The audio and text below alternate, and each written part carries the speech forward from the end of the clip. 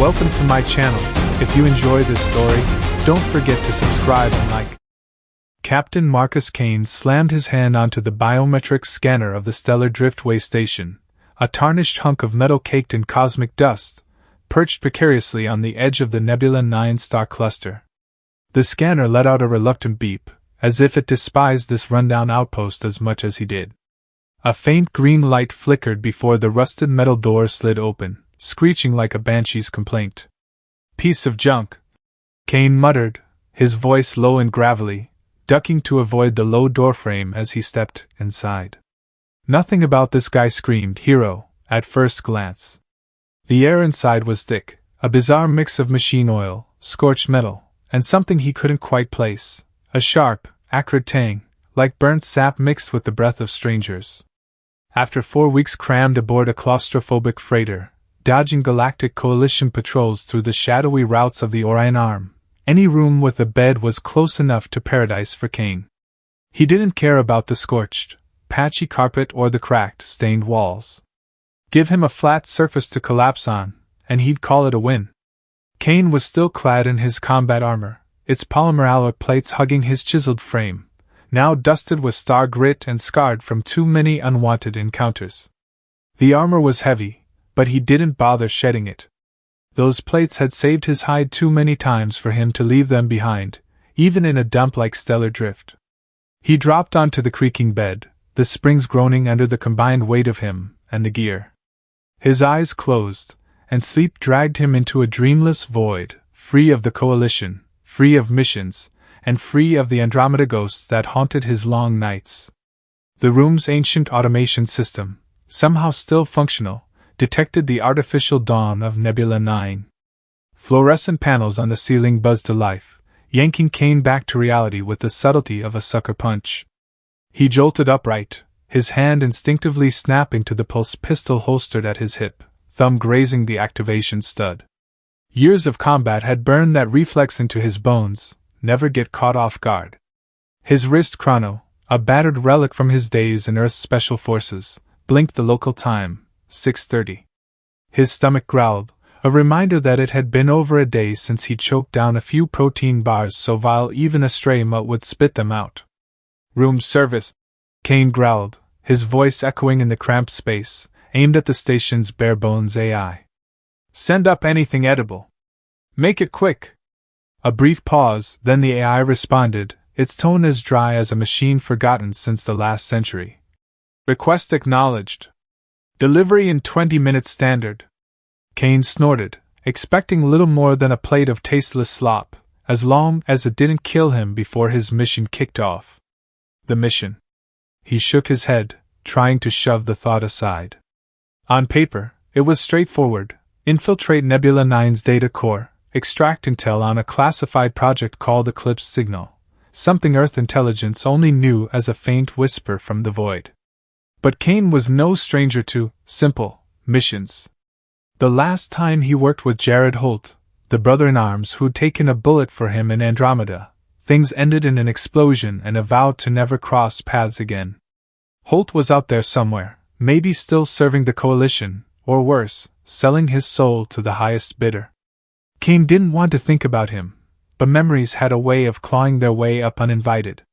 He used the 20-minute wait to strip off his armor, each piece hitting the floor with a metallic clang, resonating like war drums in the quiet room. First came the chest plate, heavy and scratched from a near-fatal blast in the Vega system. Then the gauntlets, their embedded sensors worn thin from countless trigger pulls. Finally, the boots caked in red dust from a nameless planet he'd sworn never to revisit. His body emerged, a map of past battles, scars crisscrossing his skin, from a thin blade slice on his left shoulder to a burned patch on his abdomen, a memento of an Andromeda explosion. Each scar told a story, and not all had happy endings. He shuffled to the rusted sink in the corner, splashing cold water from the rattling faucet onto his face to shake off the fatigue. The water tasted metallic, but at least it wasn't poison. He ran a hand through his short, black hair, a tangled mess like it had been through a storm, and glanced at the cracked mirror on the wall. Steel blue eyes stared back, sharp but weary, as if the man in the reflection had fought too long and forgotten why. "Just do your job, Kane," he muttered, his voice a low warning to himself. Right on cue, 20 minutes later, a chime sounded from the metal door.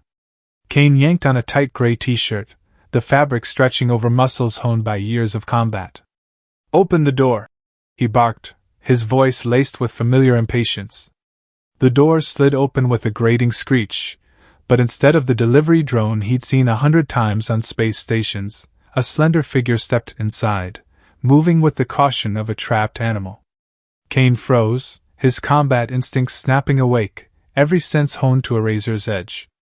She was alien, but human enough to make him double-take. Her pale blue skin shimmered like pearl, etched with intricate neural patterns, the mark of the ethery, he guessed, though he'd never met one in person. The patterns shifted slowly, like starlight rippling across water, seemingly mirroring her emotional state. Her jade-green hair, long and silken, cascaded down her back like a glowing stream, catching the room's dim light in dazzling rays. Large, golden eyes met his, a mix of fear and defiance, as if she'd learned to mask pain with resilience. She wore a flimsy, near-transparent garment that revealed graceful curves but also exposed brutal marks, bruises on her arms and neck, signs of cruelty Kane recognized instantly. A thin energy shackle, glowing faintly red, bound her wrists, crackling softly with each movement. In her hands was a metal tray holding what looked like charred toast and a cup of frothy liquid, its color so suspect it might have been scooped from an oil slick. "What the hell is this?" Kane roared, bolting upright, muscles tensing as if ready for a fight. "I ordered breakfast, not this." His voice was ice, but he stayed put, not wanting to spook her further. The girl lowered her head, her jade hair slipping forward like a shield. "I am Elara, sir," she said, her voice soft but clear, carrying a strange cadence, like chimes ringing in still air. "The station manager said you might want additional services." She hesitated, her golden eyes flicking up to gauge his reaction, as if braced for anger, or worse. Kane clenched his fists, nails biting into his palms as the situation sank in. Rage flared in his chest, not at her, but at the sick system that had shoved her into this room, chained her, and turned her into a commodity. He'd seen plenty of filth in the galaxy, black markets trading organs, labor camps on the galactic rim, but this, right in front of him, made his blood boil. "Put the tray down," he ordered, keeping his voice steady, though inside he wanted to punch through the wall. Elara obeyed, setting the tray on the small table beside the bed with the care of someone who'd learned not to spill a drop.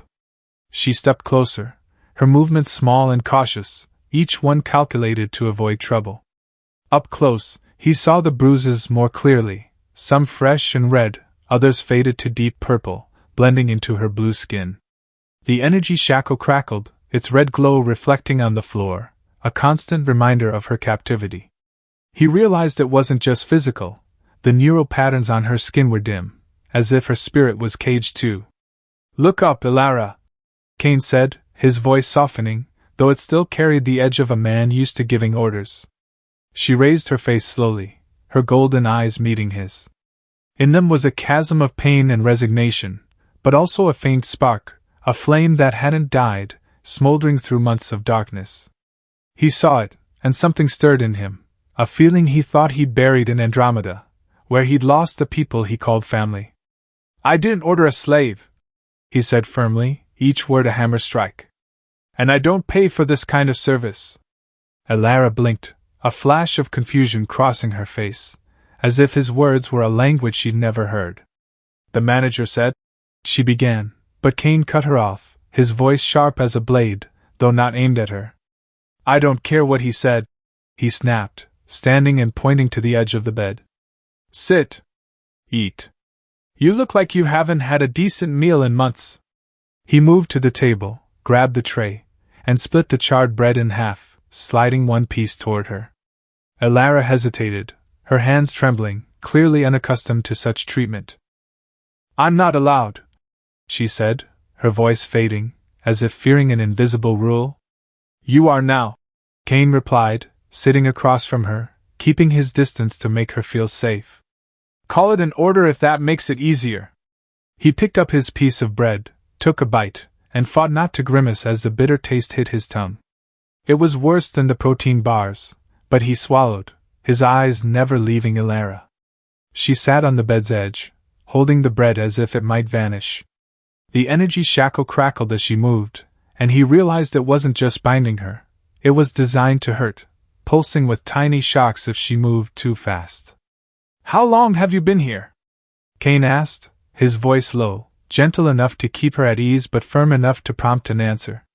He watched her, noting how she took small, slow bites, as if stretching the moment to delay returning to wherever she'd come from. 2 cycles, she answered, her eyes fixed on the bread. Since our research vessel was attacked by Klythar raiders. I was the only one left alive. Her voice was flat, as if she told the story so many times it no longer hurt. But her neural patterns told a different tale. They flickered faintly, like a star on the verge of collapse. Kane frowned, his gaze drifting to the shackle. And this? He pointed at it, his voice tinged with anger he couldn't hide. To keep you in line? Elara nodded, her eyes still on the bread, as if the question was too obvious to need explanation. Some clients like it. Others don't notice. She shrugged, a small but heavy gesture, as if she'd accepted this as her fate. Kane ground his teeth, his anger now aimed not just at the station manager but at the twisted universe that allowed this. He'd fought across dozens of star systems, seen enough brutality to drive a normal man mad, but this, a living being, with intellect and emotions, chained and sold like a product, set his blood aflame. His mission was clear: infiltrate the data core, grab the Eclipse Signal intel, and get out clean. No complications. No witnesses. No attachments. But looking at Elara, with her bruises and wounded golden eyes, he felt something he thought had died long ago: outrage at injustice. It wasn't the anger of a soldier, the kind that drove him to pull a trigger or smash an enemy's face. This was deeper, a fire ignited for someone he hadn't even known 10 minutes ago. Finish eating, he said, standing and starting to reassemble his armor, each piece locking into place with the precision of a man who'd done it thousands of times. The chest plate clicked shut. The gauntlets slid on, their sensors glowing faintly. Then we're going to have a word with this manager. His voice was iron, leaving no room for argument. Elara flinched, her eyes widening in panic, the bread slipping from her hands. No, please, she said, her voice trembling, shattering her fragile calm for the first time. He'll punish me. He's connected to the Klythar. If you do anything, I'll... She stopped, her hands clenching, the shackle crackling as a shock pulsed through, making her wince. Kane paused, turning to face her. He saw the fear in her eyes, but also that spark, the flame that hadn't gone out, however faint. He won't touch you again, he declared, his voice solid as bedrock, as if commanding the universe itself to obey. Not while I'm here. He checked his pulse pistol, fingers brushing the energy counter to confirm it was fully charged. The armor hugged him like a second skin, ready for whatever lay ahead. Elara stared at him, her gaze wavering between terror and a fragile thread of hope, as if she dared not believe his words. The neural patterns on her skin brightened slightly, an unconscious reaction he guessed signaled intense emotion. Why are you doing this? She asked, her voice small but steady, as if she needed an answer to cling to. You don't know me. I'm nothing to you. Kane stopped, his hand on the final piece of armor, the back plate, the heaviest and toughest. He considered her question, not because he didn't know the answer, but because it forced him to confront himself. His mission was already dangerous, adding a rescue would only complicate things. He could walk away now, grab the data, and let Elara fade into a fleeting memory. But he wasn't that kind of man, not after what he'd seen, what he'd lost, and what he'd sworn never to let happen again. Because I'm human, he said at last, his voice low but clear, each word carrying the weight of a vow. And humans don't stand by when they can do something. Not when it's right. He met her eyes, letting her see the sincerity in his. You're not nothing, Elara. No one deserves to be treated like this. She blinked, the neural patterns on her skin flaring brightly for a moment, as if his words had touched something deep within her. But before she could respond, a deafening explosion rocked the hallway, shaking the room, dust raining from the ceiling. Kane reacted instantly, pulling Alara to the floor, his body shielding hers as he drew his pulse pistol. Shouts and the whine of pulse rifles echoed through the thin walls, mixed with guttural roars that weren't human. "That's not the manager's men," Alara whispered, her body rigid beneath him, her golden eyes wide with terror.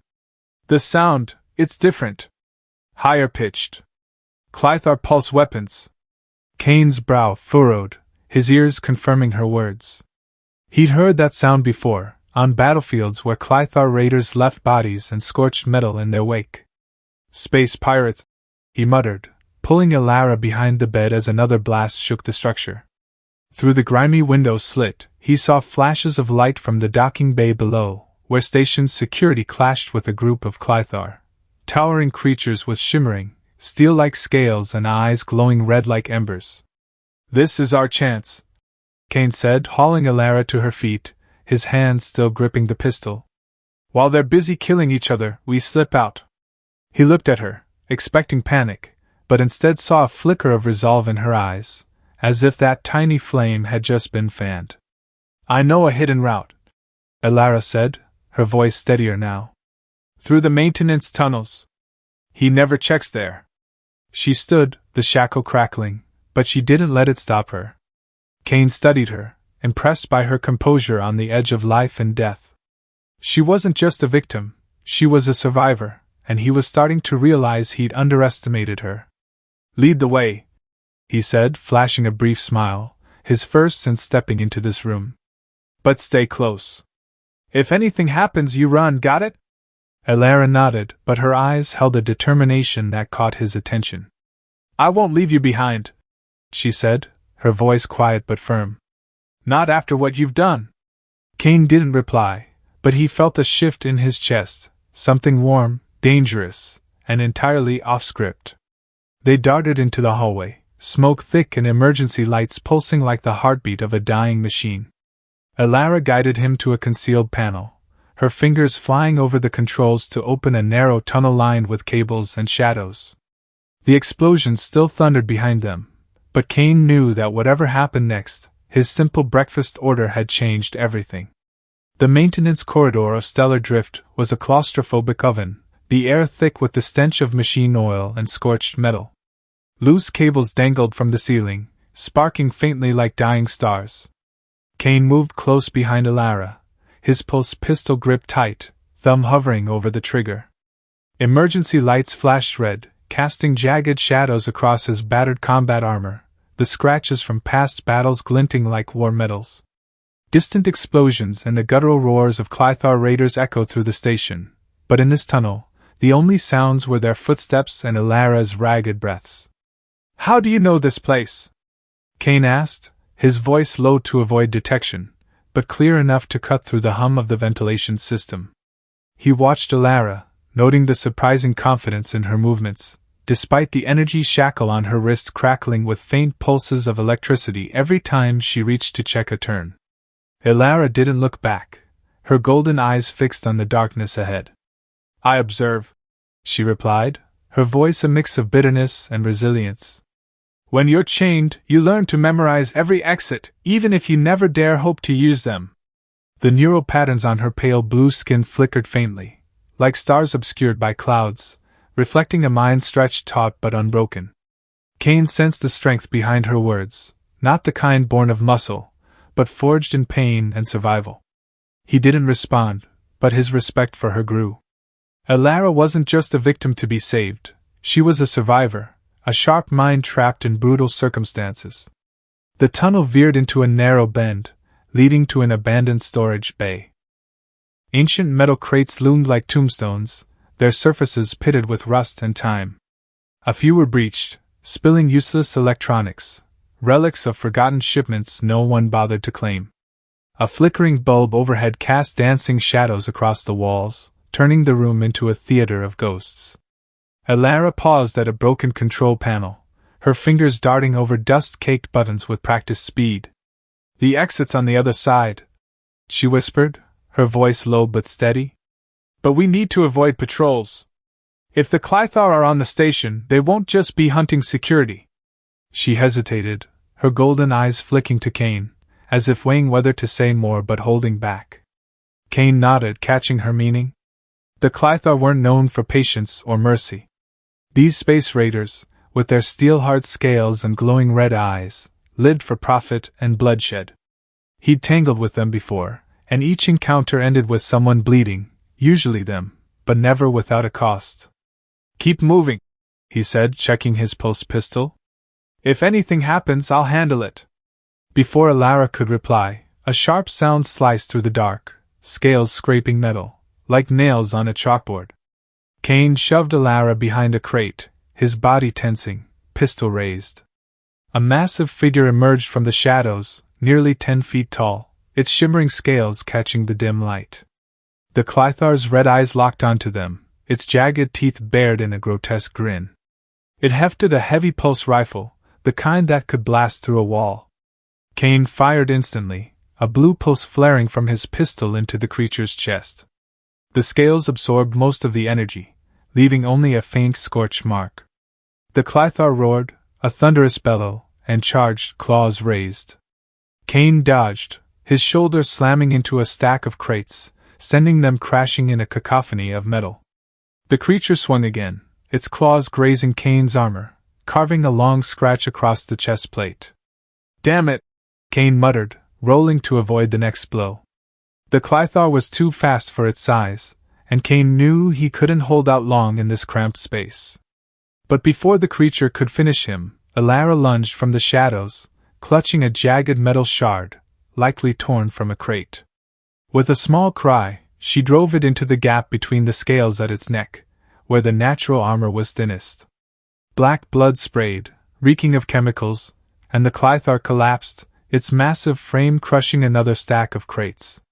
Kane panted, staggering to his feet, his eyes wide with shock as he looked at Alara. She still gripped the shard, black blood dripping from its tip, her face set but her hands trembling. "Where'd you learn that?" he asked, his voice a mix of awe and suspicion. Alara wiped the blood from the shard, her gaze fixed on the Klythar's corpse.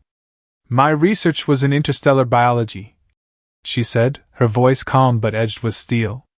"I know their weaknesses. And..."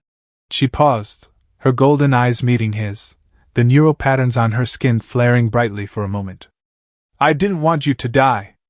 That moment, amid the wreckage and danger, marked a shift. Kane extended a hand, pulling her up, his fingers brushing her warm skin, soft as velvet, with a strange texture, like it was woven from light. "Thanks," he said, his voice hoarse, his gaze lingering on her longer than usual. Alara nodded, but her eyes held his, as if they were both searching for something unspoken. "We have to move," she said, turning back to the panel and punching in a code. A hidden door groaned open, revealing an abandoned docking bay where a handful of dusty freighters sat neglected. Kane hacked the security system with his wrist device, fingers flying across the touchscreen. "This one," he said, pointing to a small transport, its hull scarred but its engines looking functional. "It'll get us out." But as they approached the ship, a squad of Klythar burst through the bay's main entrance, led by a larger figure wearing a glowing device on its chest, a commander. Taller than the others, its obsidian scales gleamed, its red eyes burning like molten steel. "Human," it growled through a translator, its voice like grinding stones. "You have what we want. Hand it over or die." Kane tightened his grip on his pistol, calculating the odds. 5 Klythar heavy weapons, 1 exit. Not great, but he'd faced worse. "What?" he asked, stalling, his eyes scanning for an escape. The commander pointed a gleaming claw at Alara. "Her. The neural network of her kind is the key to our weapon." Alara froze, her golden eyes widening in horror, her neural patterns pulsing wildly, like a storm of light. "No," she whispered, her voice trembling. "It can't be." Kane felt her panic but kept his tone steady, stepping in front of her.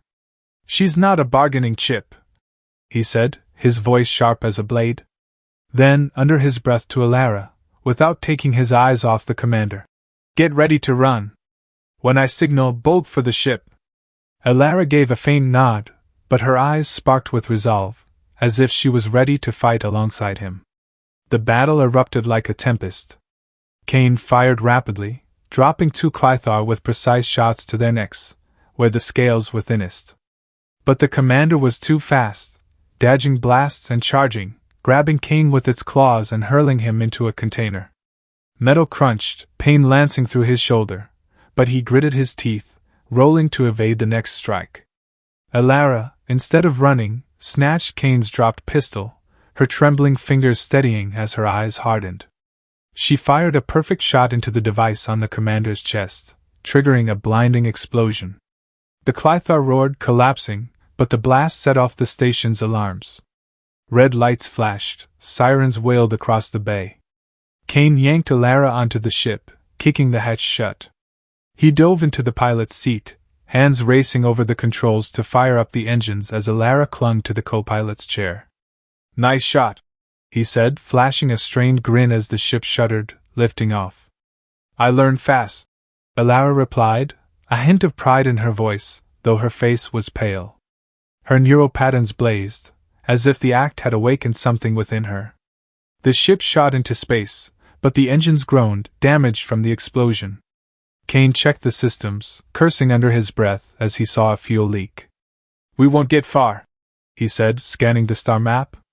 "Closest planet is Erebus 4. A dead world, but good enough to land and patch up." Elara nodded, her gaze fixed on the black void outside the viewport. "They want my neural network," she said, her voice low, almost to herself. "The E3, we can process signals at hyperspeed. But as a weapon? I don't understand." Kane glanced at her, sensing the fear in her voice wasn't just for herself but for her entire species. "We'll figure it out," he said, his tone unwavering.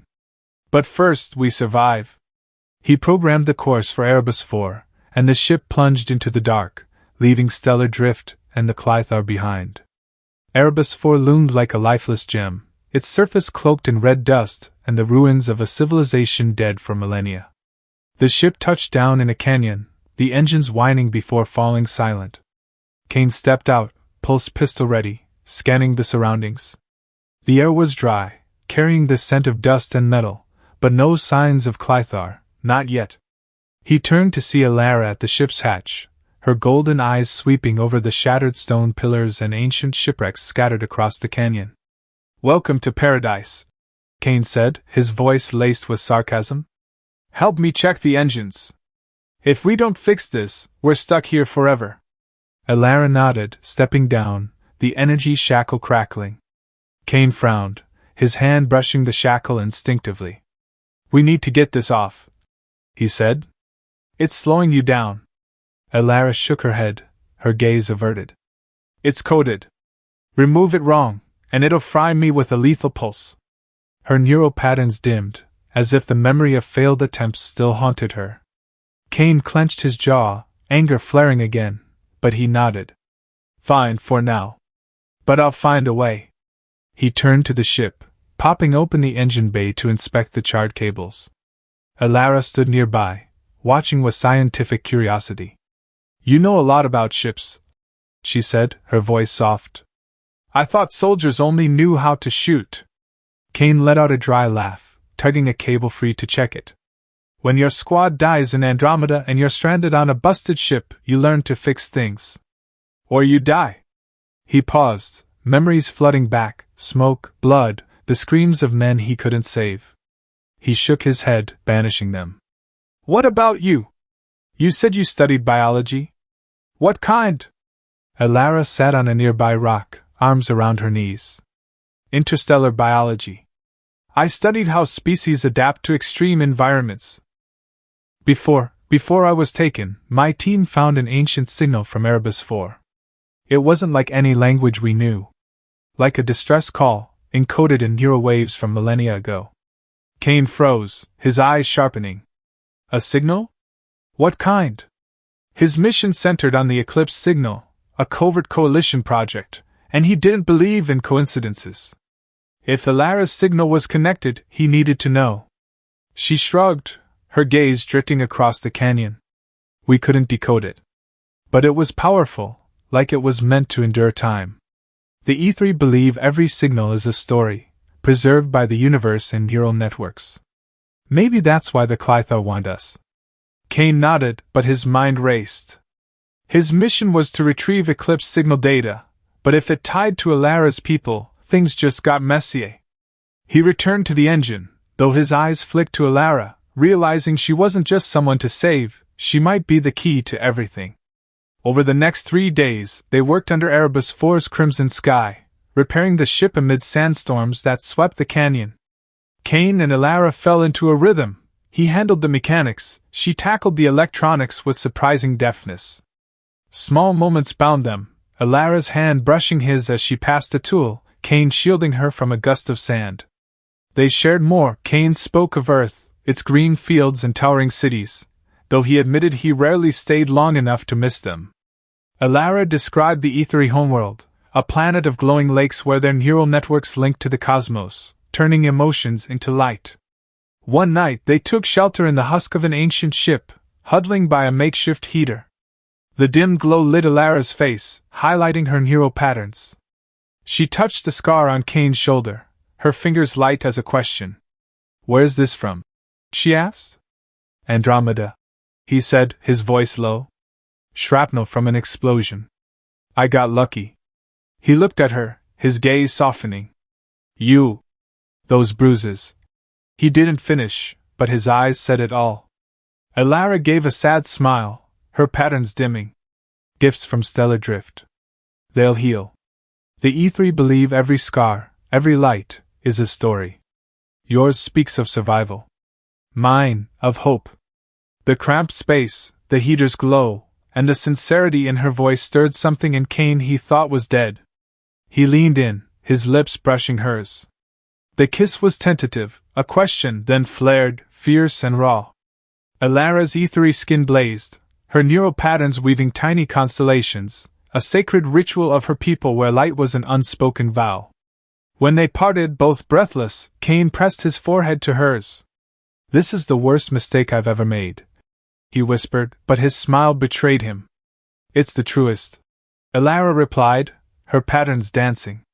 The E3 believe the most dangerous moments are when life shines clearest. The next morning, as repairs neared completion, a Klythar fleet descended on Erebus IV. But a discovery changed everything. They weren't after Ilara, but an ancient device hidden in the ruins, emitting a signal both the Klythar and Coalition hunted. Kane and Ilara found it in a subterranean vault, guarded by an ancient AI. The AI revealed the signal was a warning about the Eclipse Signal, a weapon capable of erasing any species' neural networks. The Coalition wanted it for control, the Klythar for profit. Kane realized the data he was tasked to retrieve was the weapon's activation code. We can't let anyone have it, he said, but Ilara shook her head. We have to destroy it. But first, I need to understand. She linked to the AI, using her ethery neural network, but the effort drained her, her skin's light fading. Kane yanked her free, shouting, Enough! They fled as Klythar breached the vault, cornered with no escape. Kane triggered an ancient defense system, collapsing the vault in an explosion. They escaped to the ship, Ilara downloading partial data, a map to the Dawn Covenant base. As the ship hurled into space, Kane took her hand, feeling the faint glow of her skin. Together, he said, and for the first time, he didn't feel alone. Kane's ship groaned as it tore through the nebula, its damaged engines howling in the cold silence of space. Purple light from swirling stardust clouds streamed through the cockpit window, bathing Ilara's face in an ethereal glow. The neural patterns on her pale blue skin flickered faintly, a testament to her exhaustion after linking with the ancient AI on Erebus IV. She sat in the co-pilot's seat, trembling hands clutching a storage device, the last fragment of data about the Eclipse Signal, a weapon capable of erasing the free will of any species. Kane glanced at her, his steel blue eyes heavy with concern, though his voice remained as solid as granite. You okay? Ilara nodded, though her golden eyes were weary. I have to be, she whispered, fingers tracing the device. This data, it's not just activation codes. It's the blueprint for the Eclipse Signal, built by a civilization that destroyed itself with it. If the Coalition or the Klythar get it, everything we know will be gone. Her neural patterns pulsed, like stars caught in a storm, mirroring a blend of fear and resolve.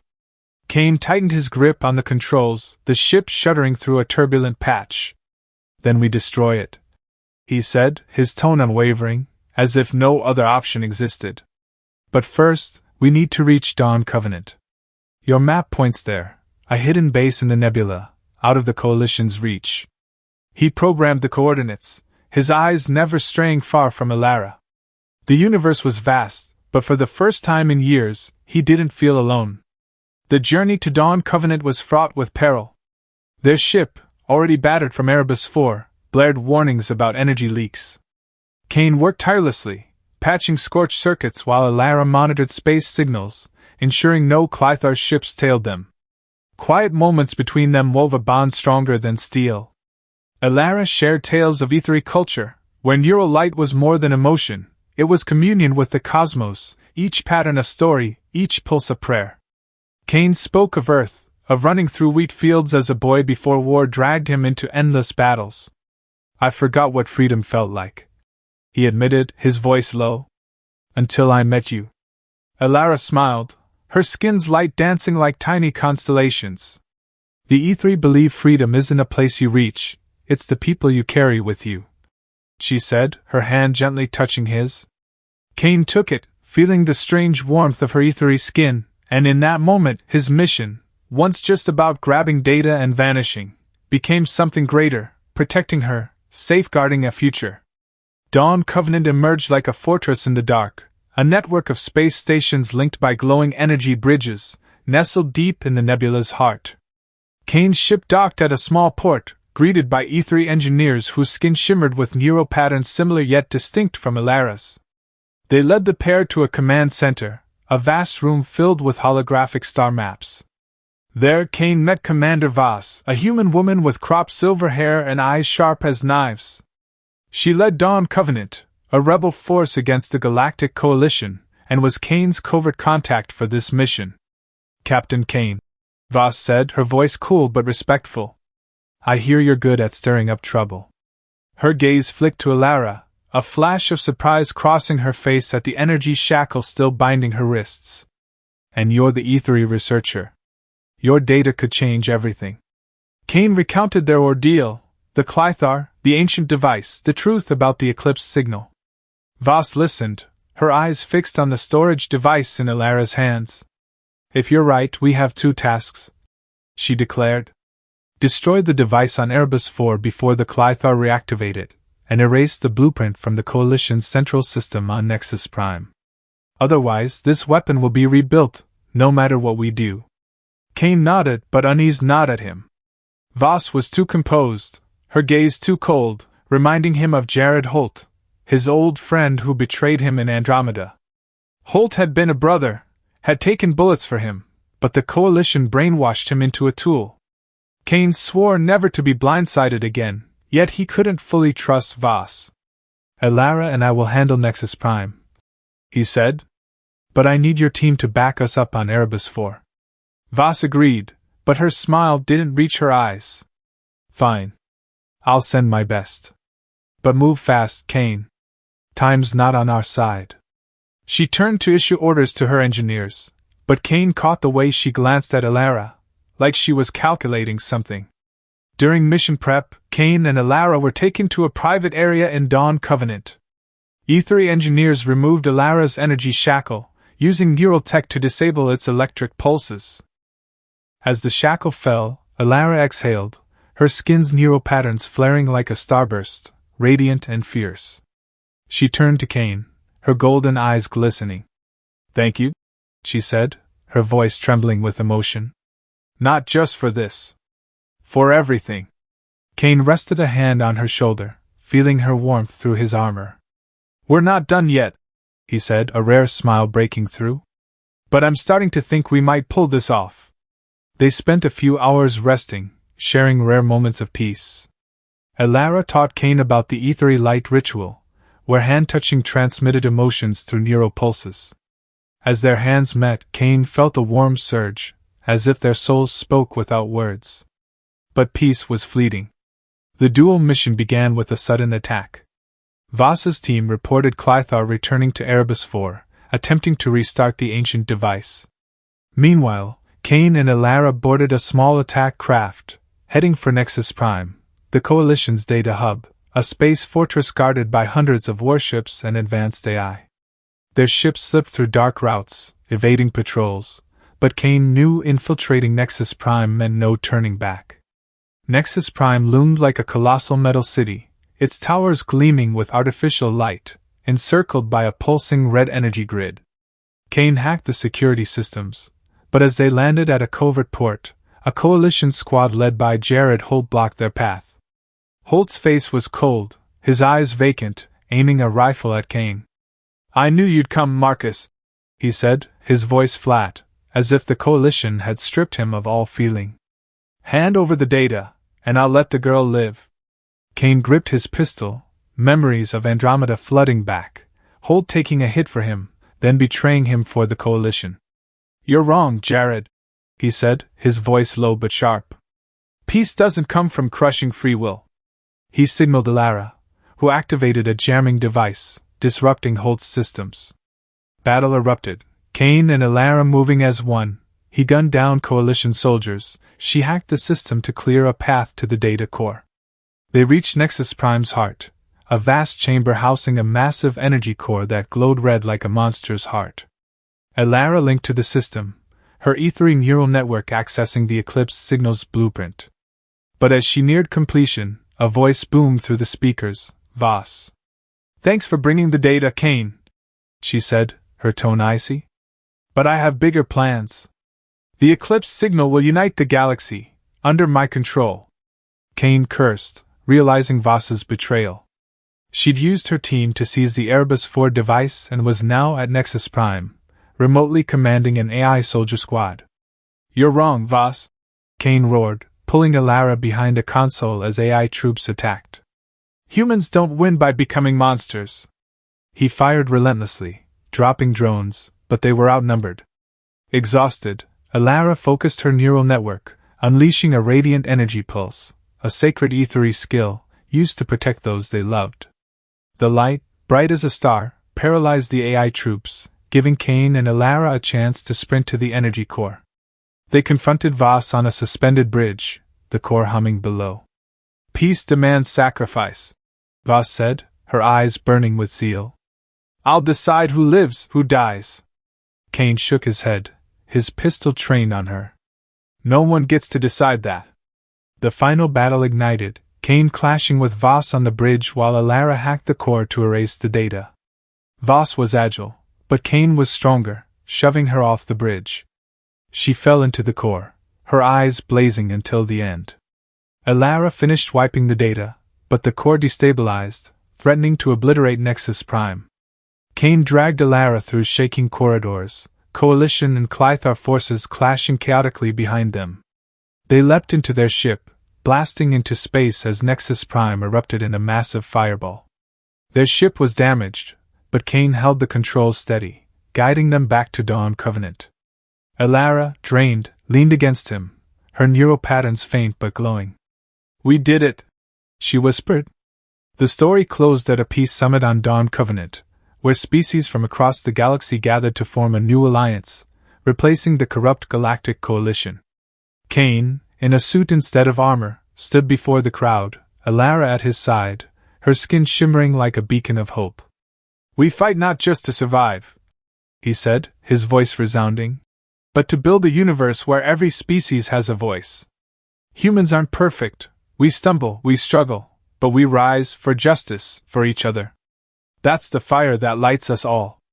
The crowd roared, ethery neural lights blending with the glow of other species, painting a tapestry of hope. Kane took Elara's hand, feeling her warmth. They left the observation deck hand in hand, knowing the universe would always deliver what they needed, even if it wasn't what they'd ordered. Dear listener, as the stars of Kane and Elara's tale fade into the cosmic tapestry, I hope their journey lingers in your heart. Their story, born in the grime of stellar drift, forged in the fires of Erebus IV, and crowned at dawn covenant, is more than a clash of steel and light. It's a testament to the stubborn spark of humanity, the kind that refuses to bow to tyranny, that finds strength in connection, and that dares to hope in the darkest voids. Cain, a scarred warrior who could have walked away, chose to fight for Alara, an ethery bound by chains but never broken. Together, they dismantled the Eclipse Signal, a weapon that sought to crush free will, proving that true power lies not in domination but in standing for what's right. What does their saga teach us? That courage isn't the absence of fear, but the choice to act despite it, for justice, for another, for a future worth fighting for. That unity, like the neural light binding Cain and Alara, can outshine even the bleakest odds. This tale came to me in the quiet hours, where the hum of the universe whispered questions: what makes us human? How do we rise when the galaxy seeks to crush us? Through Cain's grit and Alara's radiant defiance, I explored these truths, weaving a universe of rebel bases, ancient AIs, and neural storms. Your voice matters in this shared cosmos. Did Cain's resolve stir you? Did Alara's awakening spark wonder? Did Voss's betrayal or Holt's fall cut deep? As a storyteller, I'm like Cain navigating a nebula. Without your feedback, I'm half blind. Your thoughts, whether a shout of triumph or a quiet reflection, guide the paths I'll chart next. Did the ethery's light rituals resonate? Was the peace summit's hope earned? Share your reactions, and together, we'll shape new worlds. Like Cain and Alara, we're partners in this dance of creation, writer and reader, each fueling the other's fire. Until our next tale, keep your eyes on the stars. They're watching, waiting for the next spark. P.S. Something stirs in the nebula's depths, whispering your name. But that's a story for another time, if you dare to hear it.